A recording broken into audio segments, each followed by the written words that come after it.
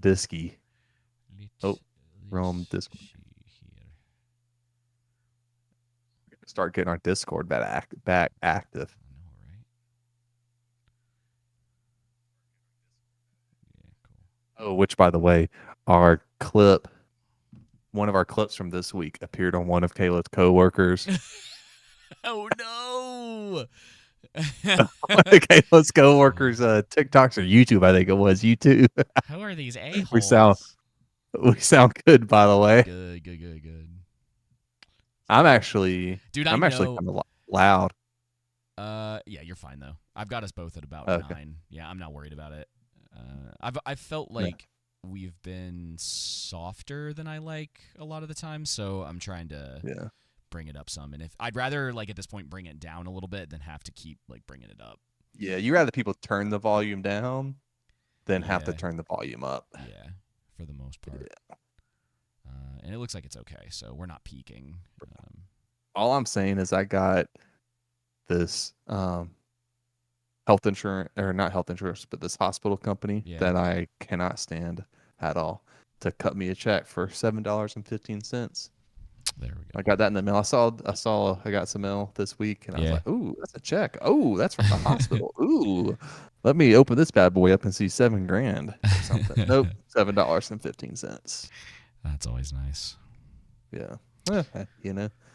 Yeah, I can almost get a meal. It's funny that you said that thing about Kayla's coworker because I keep wondering, because I'm uploading and doing all of the like editing from here. Like I don't put a location on our stuff, but I always wonder if whether it's like TikTok or YouTube or whatever, if anyone's ever coming across our stuff, and if because no one's ever been like, "Is this you?" you know. Yeah. But I always wonder. We don't mention it to anybody. No, I think I've mentioned this on the show before, but there's one person. She doesn't even work with me anymore. She's the only person that knows anything about it. And I've dropped hints before with people about being like, yeah, I've got a couple like videos that have done really well, blah blah blah. But nobody ever, because everybody knows I like edit and shoot and do all this other stuff. So I guess they assume that's where it's coming from. And that stuff's done all right in the past, but like not as good as some of the stuff that we've done for this. And it's just really funny because I don't push it with people because I'm like, I am not trying to have those conversations with coworkers most of the time. Yep. Oh man. I don't need the headache, Yeah, especially with as popular as we're getting now, Yeah. It's gonna become inevitable, dude. Oh, bro. At some point, someone's gonna be like, "Is this you?" Be like, "What? No, who's that?" They're making great points though. Yeah, I was like, his voice sounds really good. It's incredible. Yeah, it's funny. Like people at work, they will have people come through all the time. They'll be like, "You should be in radio," and I'm like, "Okay." Little do you know. Yeah, exactly. Yeah, everyone at my work knows I don't have social media, which is true. Yeah, I don't. Yeah, but we do. Yeah. Yeah. You have a presence, just not the typical kind of presence. And at this point, exactly. I've really, really, really cut back because I'm just, I'm just over it. I feel like the brain rot, and we'll talk about it a little bit with Superman. The brain rot, I feel like, has started to reach like peak stupidity. Yeah. And I just can't take it anymore. It's just, it feels like the us versus them mentality that a lot of the internet has. It's just gotten to the point where I'm like, I don't really care anymore. Yeah, I think one of the best things for me with this new Superman movie that helped me out a lot is I didn't listen to like we typically do, is I just didn't listen to anyone's reviews before going to see it, and that helped me to formulate. Yeah, which we'll get into more later, but yeah, I saw it opening night, so it really didn't matter anyway. Because and we'll get into it because I have seen Superman twice, but I figured we would talk about Jurassic World first because I feel like that won't take. There's less to talk about because the movie sucks. Holy Jurassic. crap! Jurassic crap. So I think now I still have to watch Dominion because I never did see it. I think Rebirth could possibly be the worst one in the franchise, like hands down. Like it's so bad it makes the dinosaur laser look somewhat normal as a concept. Yeah. They hyped up this new big bad dinosaur for like a year, if not longer than that, and it's in the movie for maybe a total of 4 minutes. Yep. And which is lame. Why hype them up just to keep them there for it really not 4 to be minutes a thing. to have no screen presence? I mean, it's one thing to treat it as more of a like Godzilla -1, right? I mean, obviously Godzilla had way more screen presence, way more screen time. But like to where you're like, okay, we're gonna keep this more mysterious. Yeah, you want to build it, background, build it up, build it up, make this more of a human centric story. You know, that's kind of what I was expecting going into this. Yeah. Boy, did they just! I mean, this had to be just written by AI. They had, I think maybe it was this. I could see it. Like, how crappy of a Jurassic Park movie can we make and still make money? It felt that way, dude, and they've made quite a bit. I mean, I don't think it's going to hit $1 billion at this point, but it's close to $600 million. Dude, it is $544 million so far. Yeah. And how much was the budget? Do you know? 180 million. 180. Oh, dang. Yeah. That's crazy, dude. That's unfortunate. People love their big, dumb dinosaur movies. Now, obviously, we had talked about this before because, I mean, at this point, I don't think, like, Superman's not going to hit $1 billion.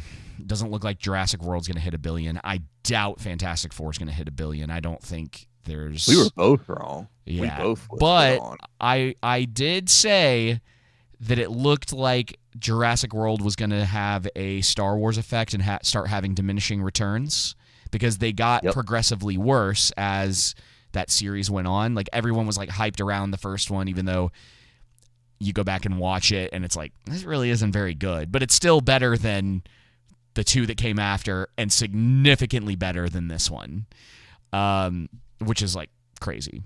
And it's ridiculous too, dude, because like Scarlett Johansson can actually act. Yeah, and so can Mahershala Ali. I mean, they completely misused their cast. It's unfortunate. Oh, dude, what a waste of a cast. Also, I mean, pretty good cast to lead a Jurassic Park film. I mean, yet you give them that script. I mean, they gave them nothing to work with. Scarlett Johansson looked like she was phoning it in. I don't blame the entire time. She was so one note. Most of the cast didn't have a personality, and it was like if I told someone, it was either today or yesterday, I don't even remember, but I told someone that the way that it basically worked is there were two types of personalities. You had like flat and then zero personality, and everybody with zero personality died, and everyone with a flat personality survived. Because it was just, you know, Scarlett Johansson played snarky female lead. Mahershala Ali was boat guy. Yeah.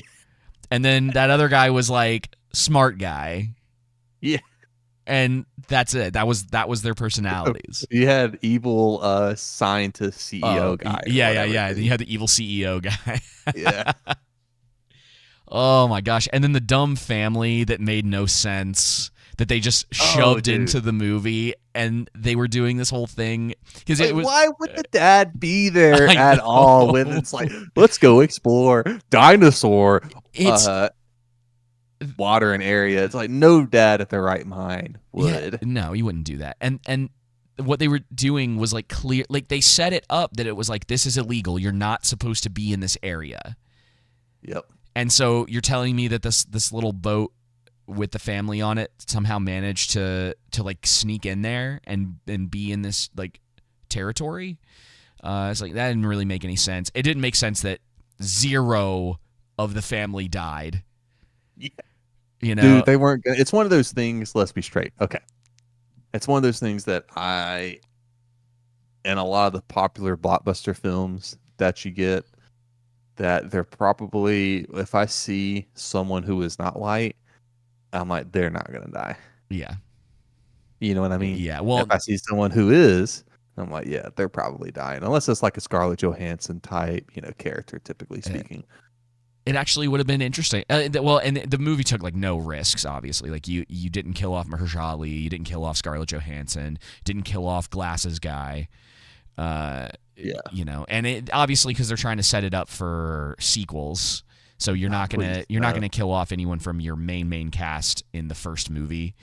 But that's part of the reason it was so boring, and it was like so sanitized, dude. Like, oh, I know, dude. The script was sanitized, the sets were sanitized, the just like you look at the way that we talk about this all the time, but like you look at the way that the movie was filmed, and everything looks too clean for a movie about an abandoned island full of dinosaurs. Yeah, why aren't they? It felt trying like to sorry, go ahead. relocate throughout the world. I know they're trying to explain it by they live better towards the equator and stuff like that. But I don't know. I kind of told you that, this would have been a lot better if it was more of like the dinosaurs arrive to New York City or wherever, right? Miami, Florida, who cares? And it's more like a World War Z style. I'm not saying the plot would have been good, but at least it would have been freaking crazy, Yeah, like, for real. Think of something interesting and fun that's like, even if the plot sucks, it's like you're seeing dinosaurs just wipe out an immense amount of people, There's a place like you can be fun and bad at the same time. Sure. That is possible. Sure. Yeah, it happens all the time. Stuff or enjoyable. Yeah, stuff and bad at the same time. Stuff gains cult following because everyone is kind of aware that it's like not good, but it's a lot of fun to watch, or like something sticks with people. It's sort of like The Room. Yeah. The Room's not a good movie, but people love it because it's so dumb, and just like everything about it. Do things like the whole kickoff to this was the Snickers placement. Oh, dude. Please. You want to go ahead and explain that for the good people? Spoilers, by the way. I'll let you do it. No, David. I'm going to let you do it. So, all right. This island, I don't know timeline-wise. I guess this island existed because of course there's another island, right? There's always another island. It's like the Jurassic Park thing to do now. But they're on another research island with dinosaurs, and they're making they're like genetically splicing dinosaurs or something like that. They're trying to like make like uber dinosaurs. I don't know. They don't really explain what's going on with that, and it's not really important for the plot, which actually would have been interesting if you had kind of gone, it's not really like body horror necessarily, but if you had come up with some like really creepy looking mutations of like, what if they took a velociraptor and tried to mix it with like a stegosaurus, and then the thing is like deformed. Like, I don't know if weirdly enough, what it reminds me of is the episode of South Park where PETA is like breeding with animals, and they have like the human, like, it was like a human hybrid with like some other animal, and the thing is like, kill me. It's like doing something like that, where it's just, now the problem with that is that you'd have to make it an R-rated movie, more than likely, and it would have to really, really push into the horror aspect of it. Which I thought they were going to try and do in this movie. That's what, yeah, it's really funny, because after I watched it, I went to work, and I was like, it sucks. And everyone's like, well, I heard it was scary. I'm like, it is, there is zero scary, and it's not scary at all. Like, yeah, that's what the trailer allows you to believe. The trailer did a good job selling it, thinking that. But yeah, it's going to be like basically more this horror whole focused. Thing kicks off because a scientist is eating a Snickers bar and discards the wrapper, and then it gets sucked into a pressure sealed door, and it causes a complete system failure. Which Snickers wrapper. Yeah, which allows the mutated dinosaur to escape. What do they call it? The Distosaurus Rex or something like that? Oh, dude, I don't even remember. I could care less. It's a big, weird looking quote unquote dinosaur with like this bulbous head, and it's so slow and like useless. Like it's not a threat at all. You know, it's like at least in previous movies they've set up like the big bad dinosaur to be a threat, and this is, as far as I can tell, the least threatening dinosaur that they've put in one of these movies that's supposed to be a big threat. Like it's slow, it only comes out at night, it gets distracted by light, which we'll get into because that was the part in the movie I think where I texted you, I was like, this is the worst movie I've seen this year. Hands down. Oh my gosh. And yeah, man, there's not a ton to really like dive into. I mean, like I'll go over the other two things that drove me crazy about this movie. They kept doing the thing with like going back to the family. They kept doing the thing where they put the little girl in the family in danger. She's like 12 or something like that. And expecting you to be like, oh no, the little girl might die. And it's like, the little girl's not going to die. This is a PG-13 movie. And then it happens, I think, at least 3 times. And then you just know nothing's going to happen to her despite her getting in some of these like the worst possible situations that plenty of adults throughout the series did not make it out of. But this little girl survives like every single time. And it was just like, please stop doing this. Like there's no tension in this. And then the other one is at the end of the movie, Mahershala Ali, they find out that the big bad dinosaur is sensitive to light. It's why it doesn't come out during the daytime. Yep. And it gets like distracted by it. So he lights a flare and does like an Ian Malcolm where he's trying to like distract the dinosaur so that everyone else can get away. And they play it up like, oh, he's doing this heroic sacrifice. He's going to give up his life in order to save the people. And he like starts moving away and the dinosaur's kind of chasing after him. I mean, it's the slowest interaction in the whole movie between a dinosaur and a human. But he's trying to save everyone, and he dives into the water, and the dinosaur keeps chasing him, and he goes into the forest, and it's still after him. And at some point, you're just like, dude, throw the flare away. Throw the flare away. Yep. The dinosaur is only the dinosaur doesn't care about you. It cares about the light source. Throw it away. And they don't show you what happens, and then like 2 minutes later, they're driving out in the boat and they're going, oh no, Mahershala Ali, he sacrificed. And then like, a flare shoots up in the air and he's alive. And then I'm also going like, well, there's flare in the air. Does the dinosaur not see that? It's like, can the dinosaur swim? Like, are we going to see it? And then nothing happens and the movie ends. And, you know, your main cast survives. And all of the family survives. That if they make a sequel, we'll probably never see again. Yep. I have no interest in continuing to watch. It's bad, and they need to just Jurassic Park films. I'm just ready to be. They need to let it die. Done with it. It's time for Jurassic Park to retire. Yep. It's not making $1 billion anymore. Unless you have somebody who can come in that did like Godzilla -1, you know, that director that can really change the tone and focus it back on what it's supposed to be, which is a human story. I think maybe you can do something with it, and maybe there's new ideas and new ways you can take it, and with good writing and great writing, anything's possible. Sure. But we probably get in that in this Hollywood. I mean, no. I was kind of pulling up my list to just like kind of look over everything. Yeah, I think. Ooh, man, it's really funny because I feel like the competition for my top 3 worst movies of the year is gonna have stronger competition than my top 3. So like my top, or like the bottom 3, like the worst movies of the year, there's stronger competition at the bottom than there is at the top. Yeah. Oh right. my gosh. So yeah, Jurassic World, Captain America, probably Thunderbolts. Those are probably my bottom 3 right now. I need to think about it a little Captain bit more. America, Thunderbolts, and Jurassic Park. Yeah. Oh, yeah. Those are probably my bottom 3 right now. And that's pretty strong as far as, like, the worst movies I've seen this year. Dang it, man. There have been some. There have been some stinkers this year, dude. It's like, what's going on, man? Like, Who knows, man? I'm trying to figure out. Let's see. What would my bottom three be for this year? Captain America, So far, at obviously. least. Jurassic Park, yeah, so far. And am I gonna put? I may have to put 28 Years Later in that list too. I think that's totally fair. I think it's like such a disappointment, you know.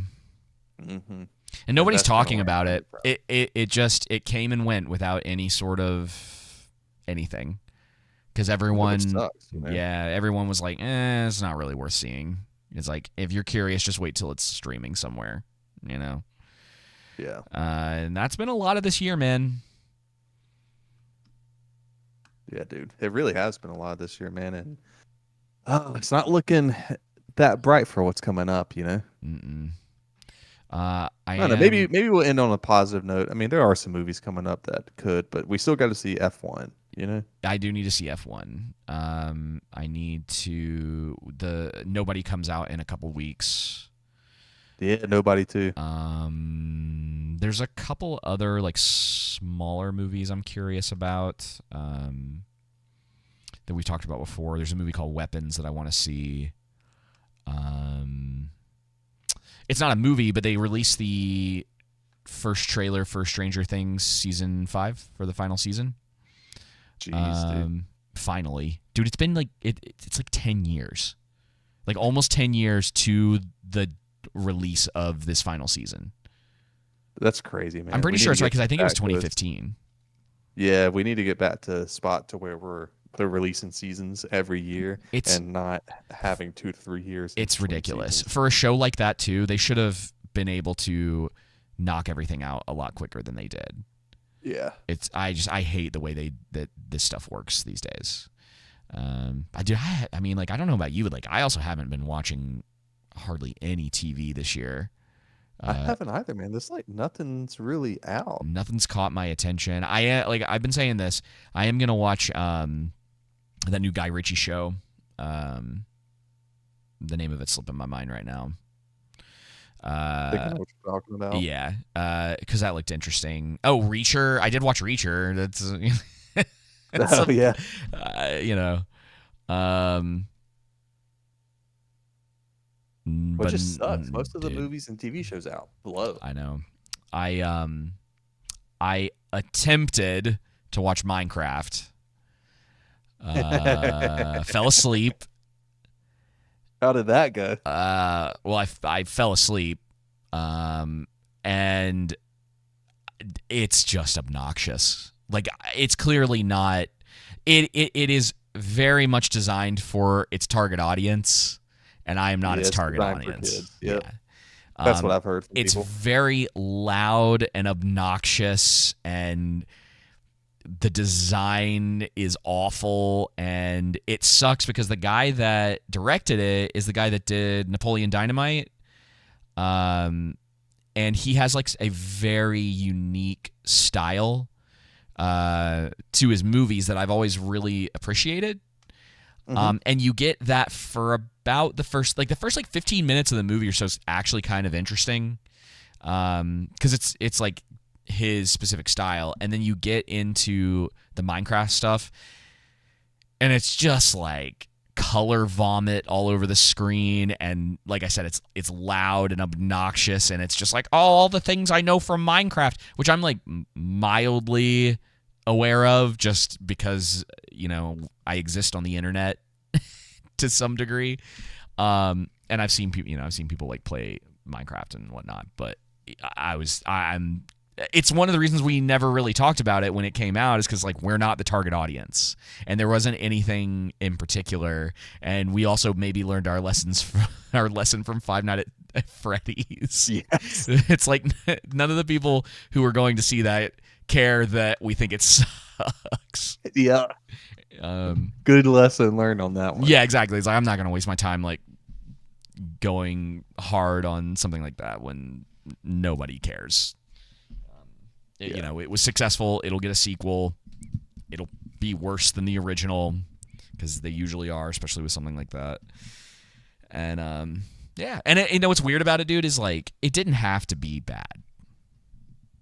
You could have actually made like a movie out of it that wasn't what we got, that more people might have actually gone to see. And it got like a terrible reputation because of like the showings and like how obnoxious people were being in the theater. And so weirdly enough, I wonder if they had made it a little more like accessible to the general audience. I mean, it was obviously, because it made like, I think $700 million or something like that. So it's not like it did terribly. But it probably could have hit $1 billion if they had figured out a way to make it like a little more interesting, Did you see who the new Zelda and Link are going to be? I did, and there's like a portion of the internet that's very upset that it wasn't the trans actress or actor, of course, or whatever. And it was like all the top comments or whatever, and it's just like, this is why I told you. I just like I don't want to be on the internet anymore, like in any major capacity other than like what we're doing here, because it's just like it's all brain rot. Yep. And it's just like, whatever. Like, go away. Like, so how do you even know you're talking to a real person? Yeah, exactly. It all feels like, well, it feels like bots, dude, because it was like every single post under the original one that I saw talking about it was just saying the same thing over and over again in like slight variations. And it's just like, ugh. That's how it happens.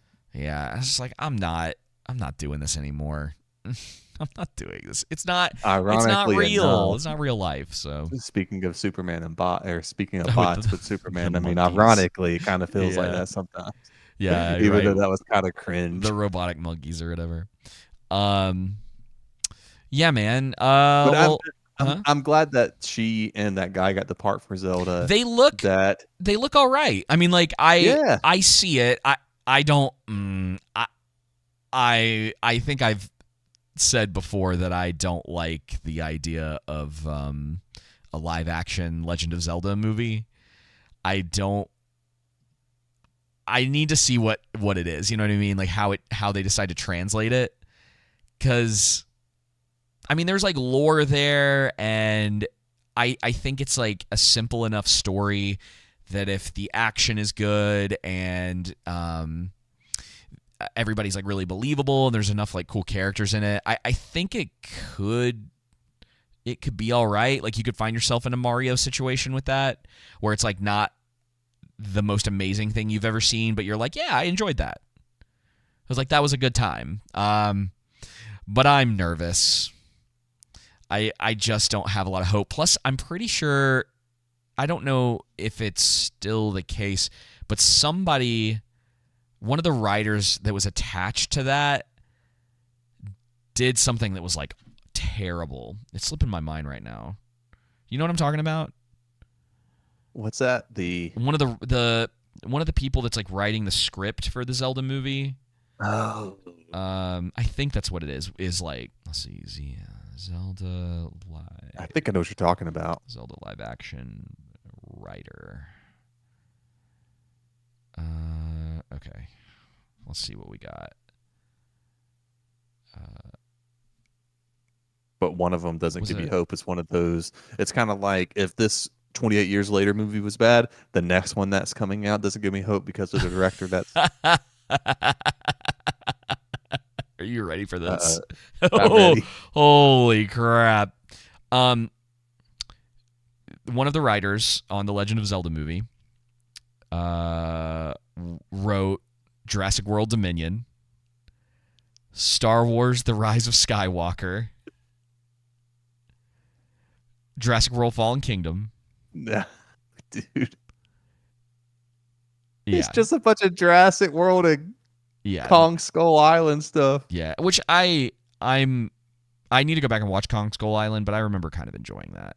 It's like dumb. Yeah, it was all right. Yeah. And then apparently wrote Safety Not Guaranteed hilarious. that I thought was all right too, but I haven't seen it in a long time. And the other writer has done The Atom Project, Pacific Rim Uprising. Oh no! And worked on the Maze Runner series. Oh no! This movie, this movie's cooked. Yeah. Oh no! Pacific Rim Uprising is terrible. Oh, and the Atom Project was awful.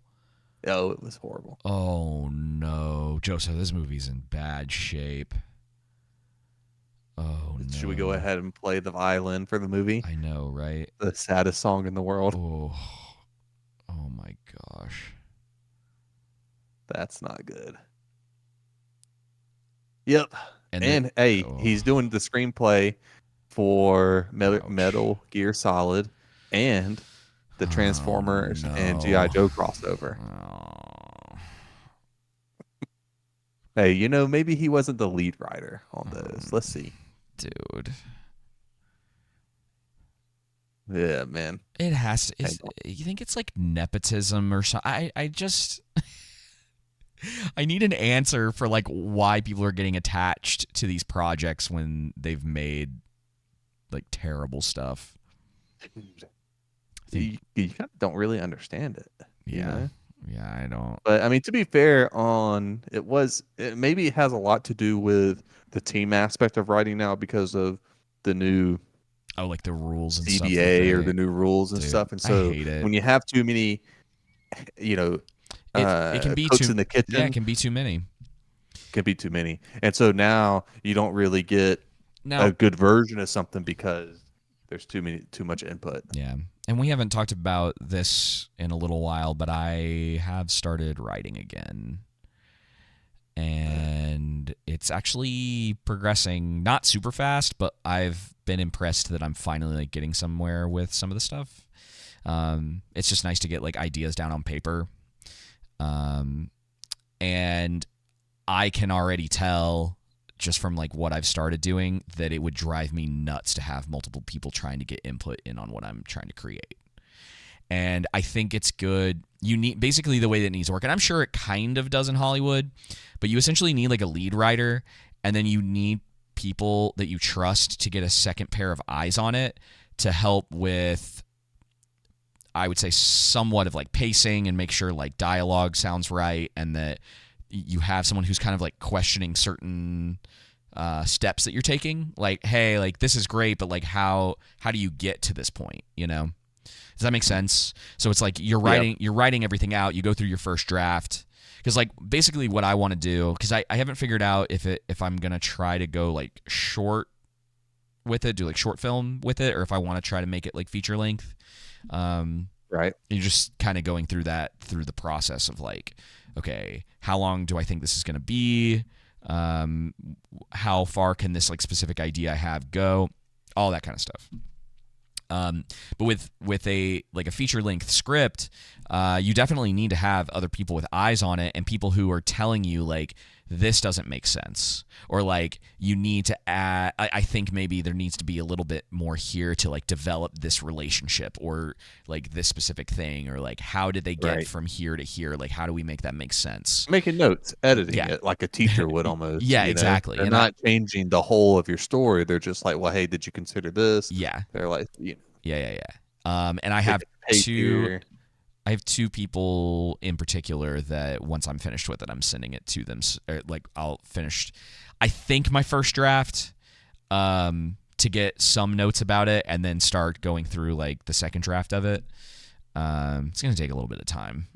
It is not easy to do something like this, even for something as simple as like what I'm trying to do right now. I have a couple ideas for things, but the one that I'm writing right now, it's like pretty simple idea, but like I'll start writing and I'm like, okay, I really like this, I like where this is headed, and then like I get to a certain point and I'm like, I was like, I have to bring more characters into this. I was like, okay, what are these characters like? What are their personalities like?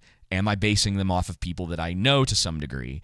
I was like, if that's the case, what elements of their personalities am I trying to bring into the character? And like, how do I make that like meld with the story? And like, how do I help the story move forward in the direction that I want it to? Because like, basically right now I have like my, and then we'll move on to Superman, but I have my beginning and I have my ending. And so now I'm trying to fill in the middle of it to go from where it starts to how I want it to end. And it's so funny, and like once I get, I think, a little further into it, I'll tell you more about it. But the thought process of it is like, it's just ridiculous because I'll like be driving in my car and I'm going, I'm like, like, is this how I want this character to be? Is this the person I want this character to end up with? It was like, does that make the most sense? Like, is that the most satisfying? Am I satisfied with? This is like the entire process. Like, I'm not even writing, and I'm just just sitting there like trying to think through like how this stuff makes sense, which is good because sometimes I don't think people do that, you know. And well, I don't know. It's been an interesting process. I'm excited to dude. And I get to read it eventually. I know. I think I had told you this before, but I'd been talking to a friend of the show, Justin. He finally watched Barbarian, and I was telling him, I was like, one of the reasons I kind of love that movie is because you can tell that they were really, really intentional with how they made it and how it was written. And it shows in the final product. And you just don't always get that. Like, you look at something like Jurassic World Rebirth, and which just seems like AI slop. Yeah, it feels like they did a single draft, wrote out some dialogue, characters get together because they kind of know each other. You have to throw in your B plot, so let's just do this thing with a family who gets trapped in this situation too. Won't that be fun? We'll put in the cute dinosaur, and we'll have a bunch of rawr, and then a bunch of like basically non-characters that exist to die that nobody cares about. So it's like there's no emotional attachment to anyone that gets killed. So it's it's just like a totally different thing than when you watch something that you know people have really put a lot of like time and effort into making sure that everything is like working. So anyway, let's talk about Superman. Let's do it, dude. Like I said when we started the show, I've seen it twice. And I think I'm just mostly mixed on it. It's a mixed bag for you too. There's some things I really like, and there's some things there's some stuff that I really dislike, and the more that I sit on it, the worse it kind of certain aspects of it tend to get. Other aspects tend to get better. Yeah. So, where do you want to tell me where you're sitting right now? Okay. So, I'm a huge sucker for Krypto. He elevates the movie quite a bit when he's on screen, and he's not in the movie enough. And I think that is a symptom of them trying to set up another shared universe type situation where they're trying to do all of this stuff, and nothing is like fully the focal point. Like Superman obviously is, but like he does it leaves something to be desired. I would have loved something that was much more focused with Superman and Lex. You could still roughly do the same plot and then really dive deeper into their characters and the growth of Superman having to take on the weight of essentially being the protector of Earth. And then stick with the whole like envy idea with Lex, and Lex feeling like it's very the idea that, you know, he is human, he doesn't have powers, and doesn't like the idea that this like stranger from another world, he's envious of him, but it also potentially comes from a place that people could understand. Like, because you don't want to make him sympathetic, but you do want him to have some ideas that people go, actually, kind of understand why you feel that way. Yeah. All of that stuff feels like dressing on what is kind of this big chaotic, like go. Like the movie moves at breakneck speed. Yes. And it's a little like it is a little like overwhelming at times, because you're just like, oh my gosh, what's going on? Yeah. We're going from here to there to what? Yeah, and it's kind of obvious in the editing, because it's like, oh, we're doing this. Okay, now that's done. Now we're moving on to this. there are plot What holes. do you think your biggest criticism is? You know what's funny is I realized what it was on the second watch, and this is like, so I guess we'll just kind of state from this point forward that we'll be talking about spoilers, because I can't talk about this without spoiling like a major plot point in the movie. So we're in spoiler territory. You've been warned. If you come in late, it's not my fault. So one of the major plot points in the film is that Clark has this message from his parents back on Krypton that was sent with him. And in most cases, it's a message of hope and that they want their son to thrive and help the people of Earth. And it's a very like uplifting, you know, they're gone, but they're leaving him behind as their legacy, and they want him to be an inspiration, right? It's the whole idea of the symbol on his chest is supposed to symbolize hope.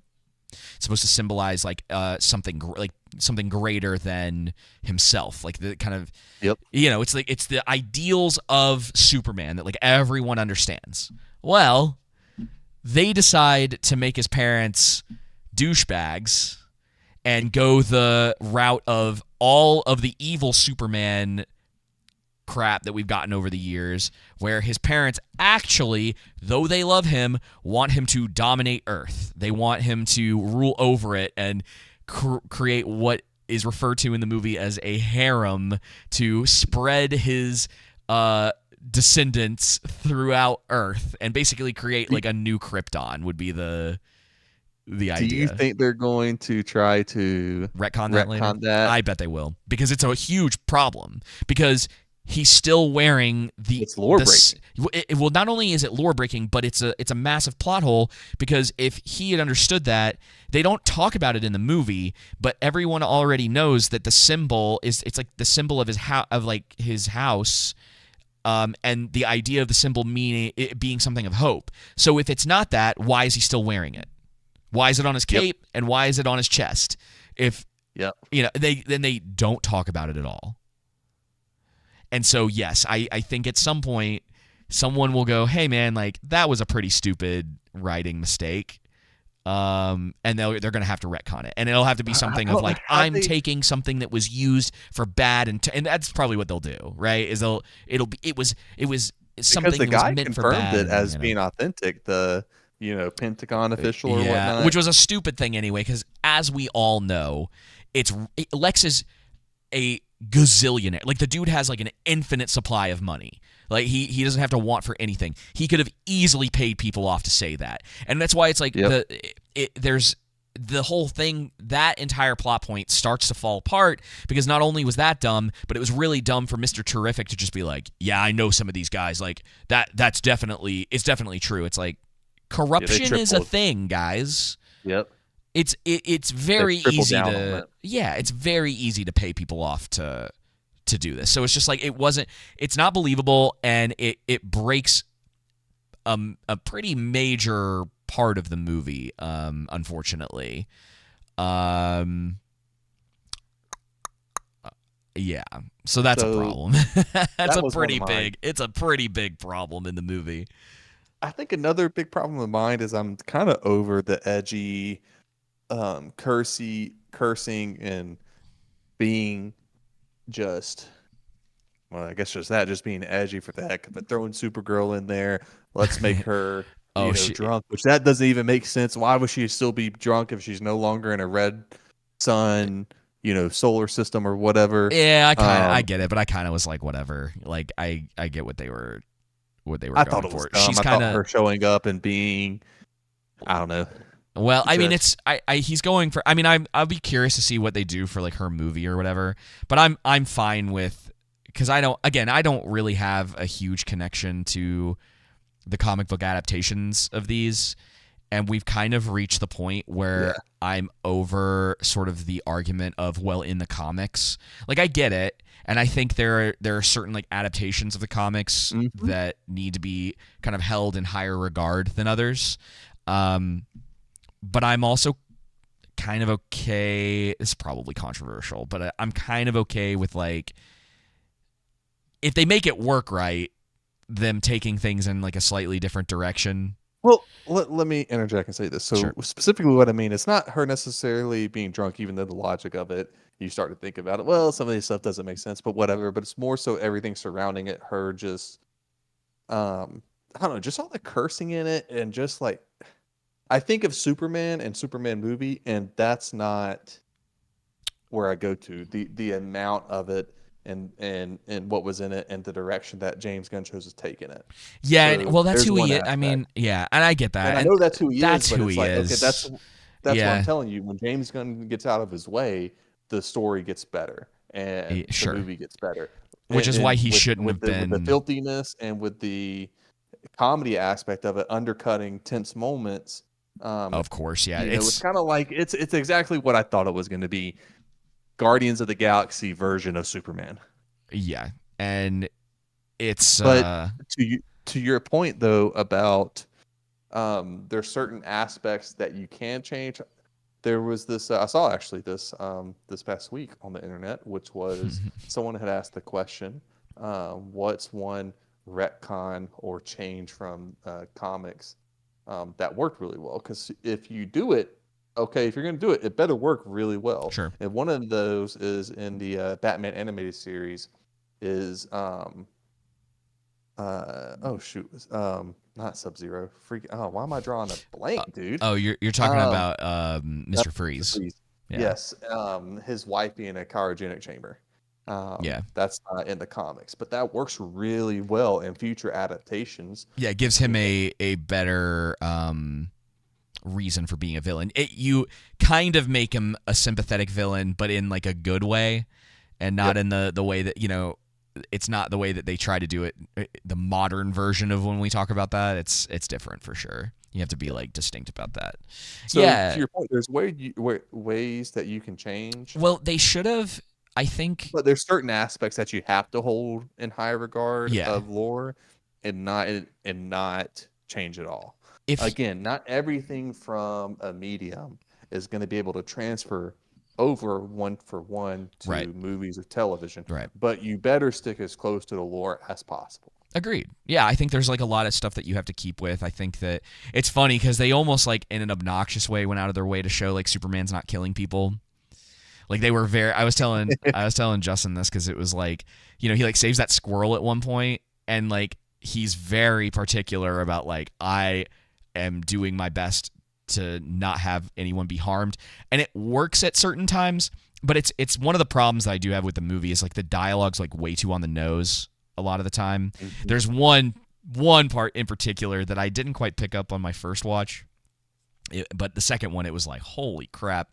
There's a part at the end of the movie where like everything's like falling apart and Lois is flying Mr. Terrific's ship, and the like tear in the universe or whatever is like headed towards the city, and she goes, the tear is almost at the city, there are people there, and you're just like, dude, duh, you just showed us the people being scared and screaming and running for their lives. Like, yes, we get it. You didn't need to actually put that in there. Up. Dude, and it's one of a few times that it happens in the movie, and it's just like, hey, how are you enjoying eating that ham and cheese sandwich and the Lay's potato chips? Oh yeah, this sandwich is great. I love everything about it. It's that kind of dialogue, and there's quite a bit of it in this. It's not as egregious as I've seen in other movies, but there's definitely a couple times where it's like, you guys don't need to explain. It's like, it's funny because usually it's like I guess it's the way that it is, but it's like, I don't need you to like in dialogue explain everything that's happening. It's like, and I was telling you this when we were talking on the phone the other day. It's like the pocket universe thing in it. Let the pocket universe exist. Let it be that like Lex is a bit of a mad scientist character, but it's like the more that you're trying to logic your way into something like that, the worse it actually makes it. Because the way don't explain it more, explain it less. Yeah, it's like, oh, Lex created a pocket universe. It's like, this was a terrible idea because it could have cause like this massive riff. But the fact that like Mr. Universe keeps going, well, every time they open it, there's like a percentage chance that it'll basically create a black hole. And it's like he's using it he was trying all to the build time tension with dialogue. Yeah, and it's not. It doesn't work. No, you can just let the scene unfold and let it naturally build its own tension. Yeah, and it wasn't necessary because now you're going, well, listen, I kind of understand like percentages at least to some degree, and I also have seen how often in the movie they've already used these like portals. So this thing would have created a black hole by now. Like this would have happened a long time ago. It would have gotten out of hand, you know, and especially when you like. Because I like the visual aspects of a lot of it, that like Lex is like they really do set him up as this very like comic booky villain, and I'm kind of into that. And you know, like the monkeys typing on the like all of that stuff, like it very much feels like a comic in that sense, and it's something that I feel like's kind of been missing from a lot of other things that we've gotten, because like Hollywood has taken they weren't having fun with that kind of stuff. You know what I mean? Right. It's like we were in something for a really long time where it's like like the X-Men, it's like, oh, their original costumes are too bright and spandexy and stupid, right? They weren't having fun with the material. And so I like that Lex has he's so egotistical that he created a pocket dimension, and he's keeping everyone that he hates or people who have paid him to keep the people that they hate in there. And then like he has these like monkeys basically because he's so obsessed with Superman that he's doing everything that he can in order to like bring this guy down, and it's just like it's nuts. Like it's almost like the pocket dimension, and this is why it's like this could have worked, but it's like it's almost like the pocket dimension you're getting to see inside of his head, and everything that they did visually works if the dialogue gets out of its own way.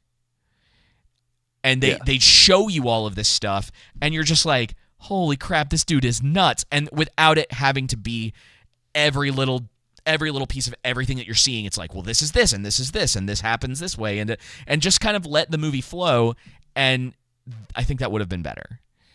And the movie spends like way too much time trying to like explain, sometimes in too much detail, what's going on. And that's where things start to like fall apart, because then my brain starts kicking in and going like, hang on.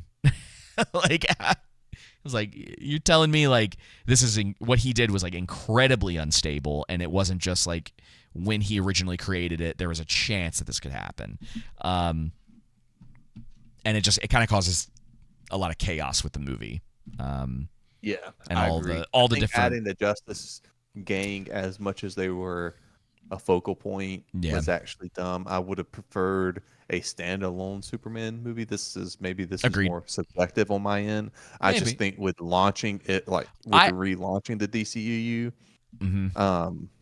just do a standalone Superman movie, like build that character up. I don't necessarily mind James Gunn's idea of like kind of dropping us right in the middle, like Superman's already been here. Sure, I'm fine with that. Didn't need all the text at the beginning. All the, 3,000 years, 3 decades, exposition. I'm just exposition dump. Especially for a movie that it's a weird thing that happens considering we go like full blast into this movie like right after it, and it just like doesn't ever stop to breathe. You know, it's very rare. It's funny because I feel like a couple of my favorite moments in the movie is where the movie slows down with like him and Lois, or like the stuff that I enjoyed more is like, and it's kind of still like the dialogue, I think almost, I don't know, it's kind of cheesy dialogue. Yeah, and it's like, it really is. The writing fine. Isn't that it's average. Yeah, it's not great. It's like it's average, and to occasionally the points where you go, ooh, like there are strong performances in it. I think that David Corenswet did a great job as Superman. Yeah. I would still put Henry Cavill above him for my preference, but he's right there. Like if Henry Cavill's an A+, David was an A. Yeah, David does. David does the like Kansas, like innocent farm raised boy thing like really, really well. I didn't need them to have like the dialogue where Lois has to explain that they're very different people. It's again, it's part of the problem. It's like the performances are good. Show don't tell. Exactly. The performances are good, and the two of them obviously it's like when she's interviewing him and like you're seeing the kind of like you're getting to see the differences between the two of them. And like where she's like very professional and comes from this, and like he's and there's like a line in there where she talks about how, and I was okay with this specific line where she's like, this is the way that I see things and this is the way that you see things. And that felt natural. It's like a lot of the other stuff around it that doesn't quite land the same way, because she's trying to be very like vulnerable with him about like, this is my personality. Like I see things this way, and she's telling him like, it's so weird to me that like you're like this, but it's also the reason that she loves him.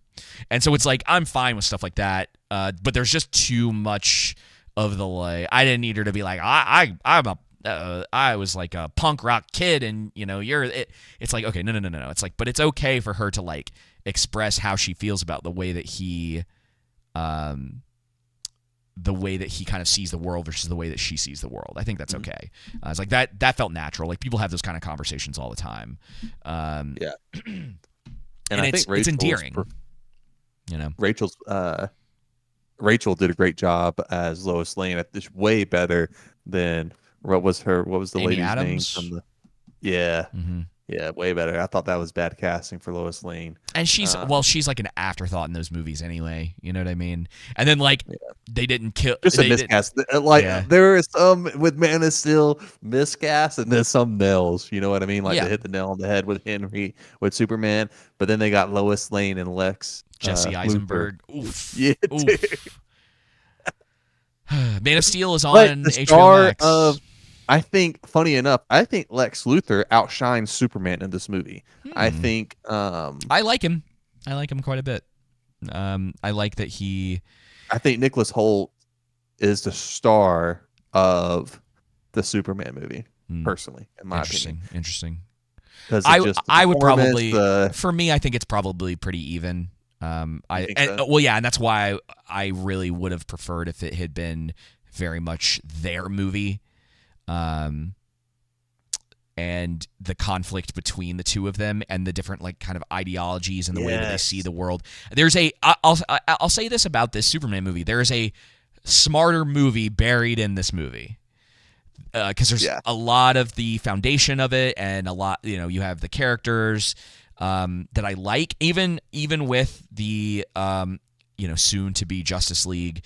I like Nathan Fillion. I love Nathan Fillion in anything that he's in. The dude he puts all the effort that he has into everything that he's in, and he's a lot of fun, and I like his like kind of carefree attitude in it, and like when when they go to whatever that country is, and he's like using the Green Lantern powers, and these giant middle fingers are coming out of the ground. I love that. It's just like that's like the kind of, he's the character, he is specifically the character in that movie that James Gunn should have put all of his James Gunnian things into.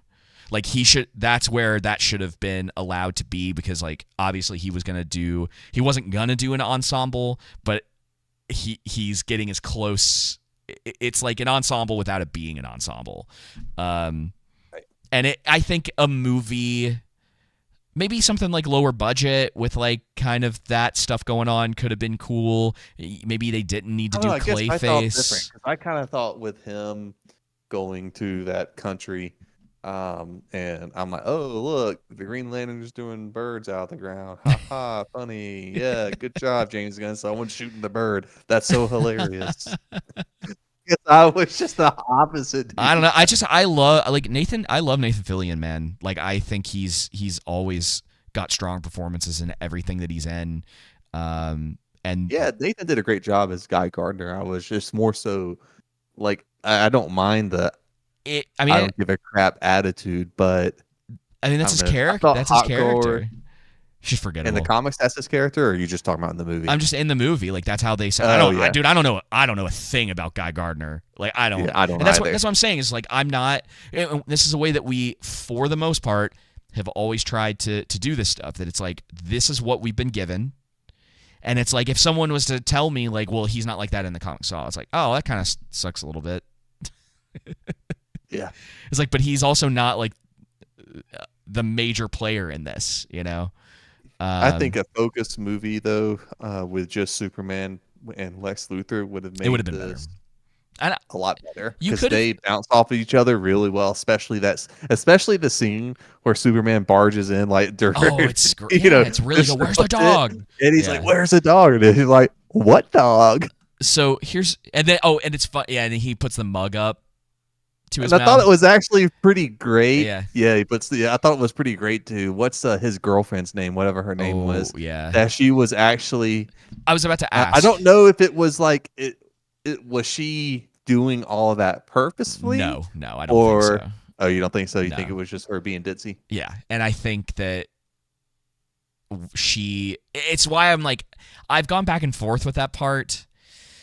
Or I'm like, would Lex have really let her do all that? Like, did he know?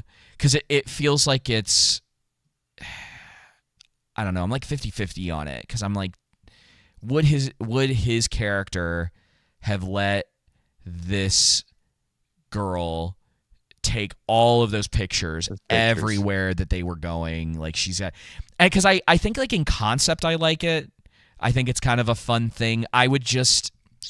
The movie, well, it's part of the it's the movie's problem, I think, more than anything, that it doesn't breathe at all. And so I just don't know whether Lex, maybe it's like that he doesn't really value her, so he's not really paying attention. Like, he's so obsessed. Yeah. I think I could buy an argument of sometimes he's so obsessed that he's not paying attention to what she's doing. Yeah. Sometimes your greatest strength can be also your greatest weakness, to where he just completely writes her off as being. I just don't think an idiot. The movie, and I mean that. But I don't think he would be more. At the same time, you're making that argument that he would be really protective of his plans. Yeah, and she's everywhere taking photos. At some point, someone would have been like, "Stop doing that." You know what I mean? Like, yeah, it just would have caught up with her way sooner. And again, the movie doesn't really spend a whole lot of time like. But he's also using her to film Superman, for TikTok. You know what I mean? Or whatever. Oh, and that's kind of the other thing. Victor, we're spoiling it. Unless you don't care, we're spoiling the Superman movie. Close your ears. Sorry, what were you saying? Yeah, Victor, put on the ear muffs, buddy. Yeah. What was I saying, David? Oh, sorry. Something about the lady. But yeah, I don't know. I don't. At the same time, I see your point that he would be. Yeah, it's just with the movie that we got. He's not going to allow someone just to take pictures of all his plans. Yeah. With the movie that we got, it's just hard for me to know for sure, kind of where to categorize that. Because I think it's a fun idea that she was, because it's set up. It's set up and payoff, and I guess you have to kind of give him credit for that. Like, he's from the very start of the movie, he's setting that up. Now, you had mentioned this to me, and we haven't talked about it yet, and I feel like this is probably one of the last things we need to talk about with this. But, and it is on a second watch, it's even more egregious of a plot hole. We have to talk about the cameras that are following Ultraman around. It's really bad. And it's a really easy fix, I think, because you could have made them smaller or invisible or nanotechnology. Yeah, right? There's a lot of weird. Plausible comes up with a nanotechnology. As far as I'm aware, and again, I don't know a ton about Superman, but Superman is one of his weaknesses besides kryptonite is actually magic in the DC universe. He's susceptible to it, and so Lex has so many resources, and they show him with so many resources. It's just weird that Superman, who is very fast, wouldn't have been able to break those cameras, or wouldn't have been the whole idea of like crypto. Well, he doesn't figure out about the cameras till the very end, which is stupid because the things are flying around the entire time he's fighting Ultraman at the beginning of the movie, when you think he's like the whatever of Bratislava or wherever it is. It's at the end, talking about dialogue being on the nose. Yeah. He says to Ultraman, "Oh," or I guess to Lex Luthor, "Oh, you're only able to make moves with the cameras." Right. Yeah. He just, it's like, it's unfortunate. It's like Superman is stupid until they don't need him to be anymore. You know, stupid. Yeah. Yeah. And we talked about Ultraman. Well, at the start of the movie, he has Superman where he wants him. He can do anything that he wants to, because you got to think, like, you know, in reality, or well, you know how it seems is that Superman has enough time to respond, because okay, the cameras have to capture everything. Yeah. Luthor has to process it, analyze it, come up with a response, tell the you know, the computer specialist to, hey, hit X, Y, 1, 2, whatever, right? And then Ultraman has to process it and then do the response. So between all of that, there's plenty of time for Superman to... He would have figured it out. Yeah, he would have figured it out. To respond and counter Ultraman, but then also to be able, all these cameras are flying around Ultraman the entire time I'm fighting him. I wonder what those are for. Yeah, you know, they probably should have just not done the camera thing. Like, have Ultraman be like programmed to really understand the way that Clark fights, because I think it's enough. That would have been too on the nose with...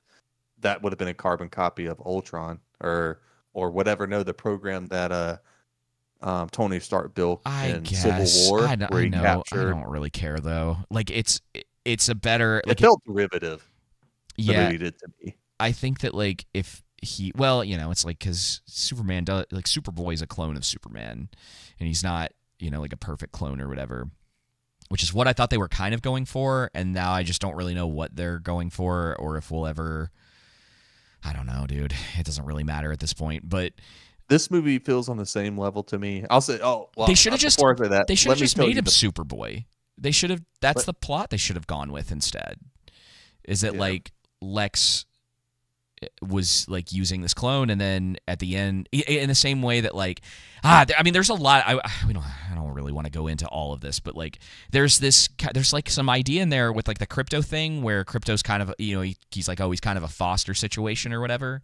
And I think that with Kara, you know, Supergirl, and with Superboy, like you have the movie. It's primarily about Lex and Superman. Kara doesn't really have to be in the movie. She can still have her cameo, whatever.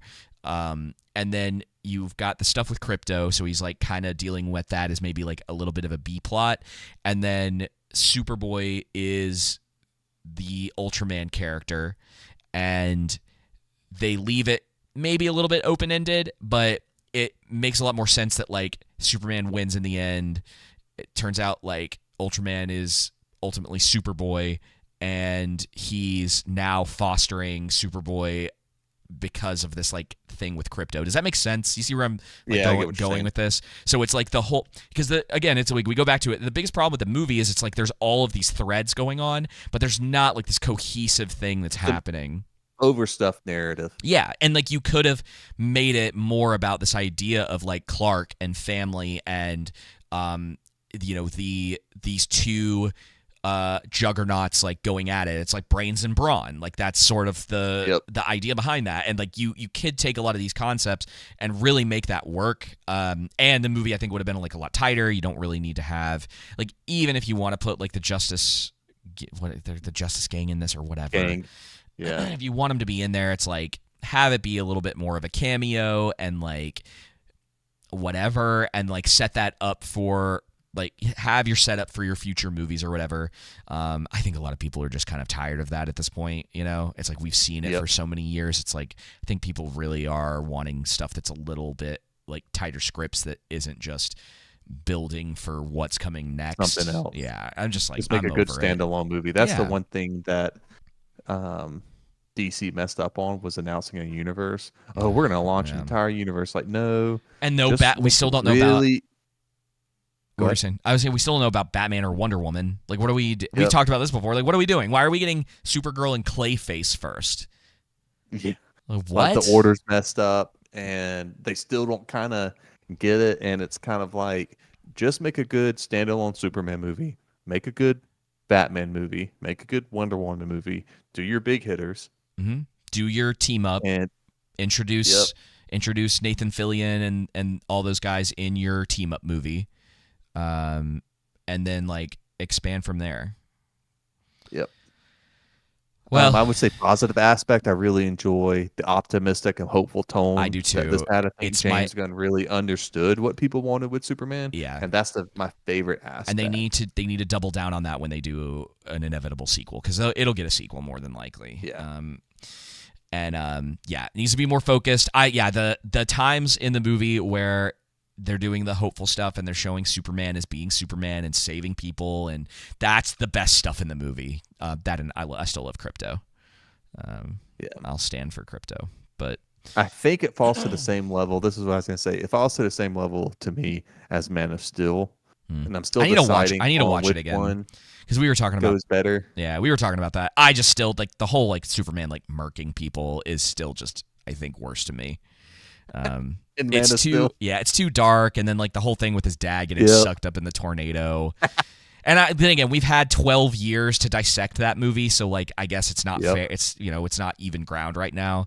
But some of that is so egregious to me. It's just like Zack Snyder just didn't understand Superman. I don't know, dude. That like the Krypton, at least he showed a loving family for Krypton. He didn't break. I mean, whether there's other egregious things he broke with Superman, he straight up broke Superman though.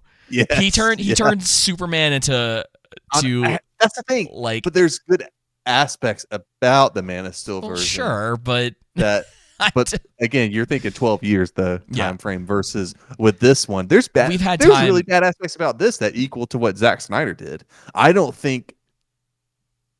In a way, James Gunn made a better Superman, and in a way, Zack Snyder made a better Superman. I just don't know, man. I gotta go back and watch Man of Steel again, because it's been a little while since I've seen it. It's on HBO Max, so I'll take some time at some point to like rewatch it. And that's coming from me, and I'm not a Zack Snyder stan. And I definitely prefer Gunn over Snyder, just overall. And so that there's always a little bit of bias in everything. Like, you're never going to be fully. I just don't know about Superman though. I think you need a mix of from both movies to make a really great Superman movie. I'll say I prefer. I wasn't a huge fan of the way they portrayed Superman's parents in this one.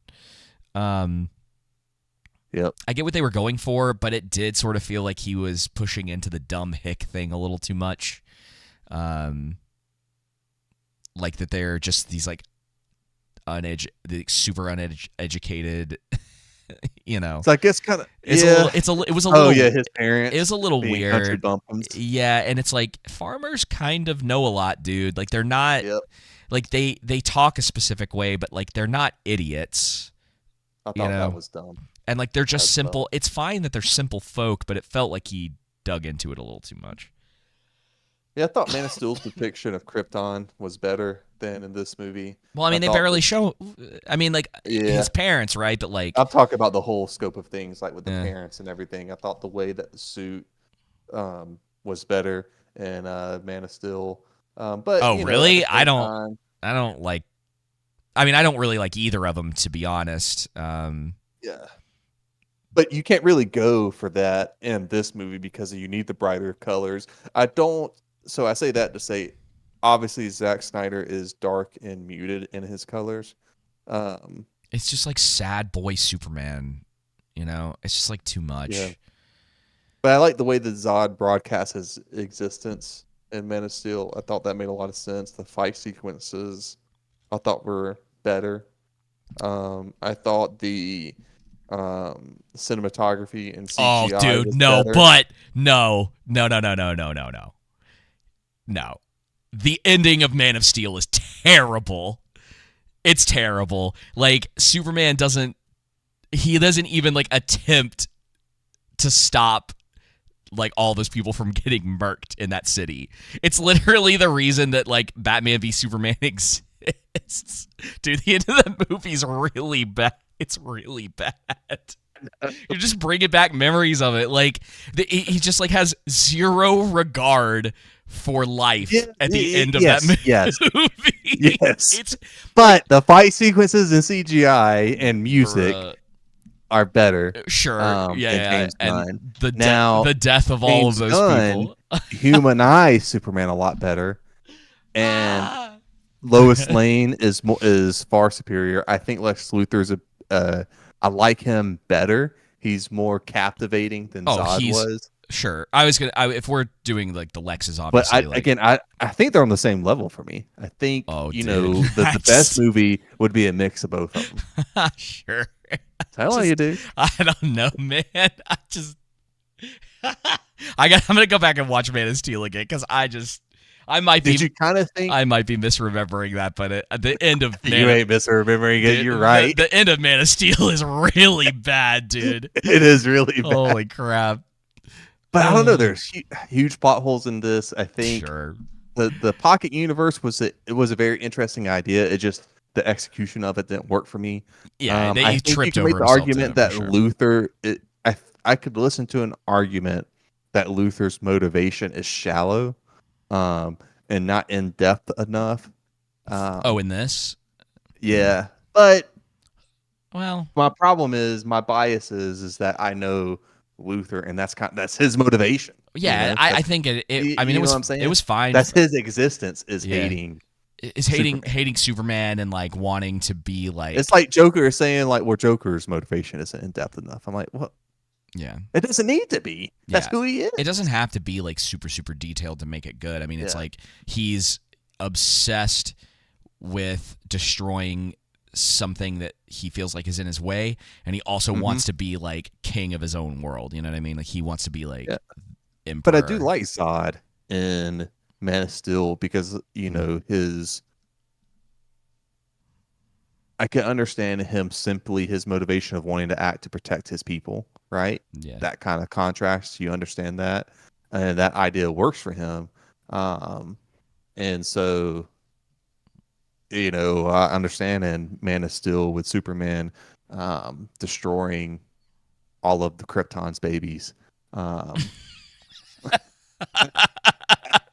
I don't know, man. It's crazy. I don't see that being Superman though, just destroying them. But that doesn't. It kind of just goes. It's more. I will say this: Man of Steel has a more epic tone to it than this movie does. Yeah, but that's like because that's what Zack Snyder's always trying to do, and he's not good at it. I know. He just isn't. They're on the same level to me. And it's not clear, obviously like Man of Steel isn't his worst movie. Like, no, he's had quite a few since then that have been significantly worse. But anyway, got anything else you want to add about old Superman? I'm sure it'll get Zack Snyder is a better director than James Gunn. No, he's not. No, he's not. That's just for I think like I just wanted to say something to make all the Snyder fans happy. No, I don't think he is. But I think like, objectively he's not. No, I think if you're stacking up their filmographies, I think James Gunn's just way more consistent. Like even if you're not like a fan, yeah, he is. Even if you're not like a fan of everything that he's done, he's just way more consistent. Like typically, his stuff is a lot like pacing wise and like script wise it's just better, even some of his old stuff before he was doing like superhero stuff, it just it works a lot better. And sometimes I miss that James Gunn, yeah, his big stuff now just seems derivative of the thing that came before it for me. Yeah, he's definitely typecasted at this point, and I don't know, maybe he's fine with it. He's making plenty of money, so it's not that he's bad at doing it. I just don't think he has to, like, the Suicide Squad was great for him. Superman isn't great for him. Yeah, exactly. That's not. It's like what we said beforehand. Superman just isn't the character for him to write. Yeah. Like, this is the best, in my opinion, the best version he probably of a Superman movie you would get with James Gunn, which is fine. I bet he would do a pretty good job with like Teen Titans. Yep, I think so. Anything that's like a bigger ensemble. Yep. He does all right. He's great at. He's no Joss Whedon, but yeah, he does all right. Yeah, I mean, funny enough, we're talking about typecasting, and we're typecasting him. Yeah, but he it's where his strength's at, you know. Yeah. If you're gonna make that kind of movie, he's definitely one of the people you would want to pick. The same way you would probably try to pick somebody who can focus more on like a solo Superman movie. But it's his personality and stuff and his character. So he's writing that in what he's used to, what he's comfortable with, which I get. I would do the same thing. And so this isn't me saying that I would be better, but I could just be like, hey, man, don't do this. Yeah. That's what I mean. I just need to be the no man and the yes man. That's it. Yep. Yeah, they need it. I'm not saying I'd be a better writer or an actor or whatnot, but I could easily just be like, no, don't do that. Listen, the writing is a lot of work. I wouldn't necessarily say that it's hard. You know. Well, let me tell you this. I could definitely be a better writer than a lot of these people who write stuff. Dude, I could. Yeah, Jurassic World. Come on, dude. All right, Joseph. Well, on that note, I think we'll end it there. My application's still out for Hollywood. If you need to know, man.